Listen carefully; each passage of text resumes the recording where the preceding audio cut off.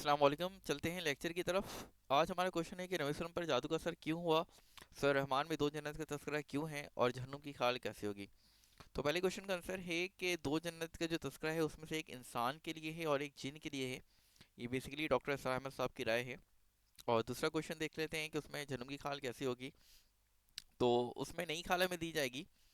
ये भी डॉक्टर असरार अहमद साहब की राय है, क्योंकि नई खाल इसलिए देने का वो कहते हैं कि बेसिकली हमारी जो खाल है वो अभी इतनी स्ट्रांग नहीं है ना। और हमारी खाल लॉजिकली भी चेंज होती रहती है। जैसे हमारी बचपन में जो खाल थी अब वो खाल हमारी नहीं रही, आज चेंज हो चुकी है। काफ़ी सेल्स वगैरह जो हैं वो नहीं बन रहे होते हैं। मतलब आज हमारी खाल जो है वो कल हमारी वो खाल नहीं होगी। आज हमारी खाल कोई कुछ और है, कल कुछ और हो जाएगी। अभी हमें फ़र्क नहीं पता चल रहा माइनर से, लेकिन जब हम बूढ़े हो जाते हैं तो हम देखते हैं हमारी दुनिया भी अलग हो जाती है। खाल हम पकड़ के उसको खींच सकते हैं, गोश्त छोड़ देती है वो खाल। तो दुनिया में भी हमारी खाल डिफरेंट होती रहती है ना। तो जहन्नुम में भी हमारी हमें एक डिफरेंट खाल मिलेगी, ये खाल नहीं मिलेगी।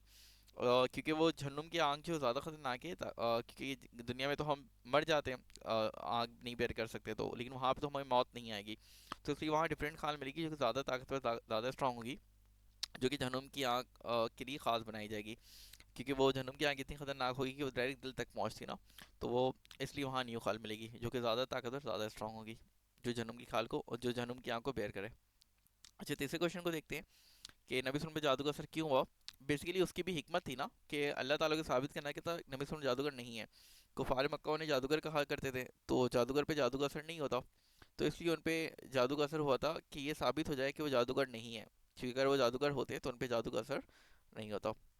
फिर बाकी तरीका भी बताना मकसूद था कि मतलब अगर जादू हो जाए तो उसका हल क्या है। लोग आमिल के पास चले जाते हैं, ठीक है, तो यही सूरतुल फलक सूरतुल नास पढ़ के आप दम कर ले, जैसे नबी वसल्लम ने किया था।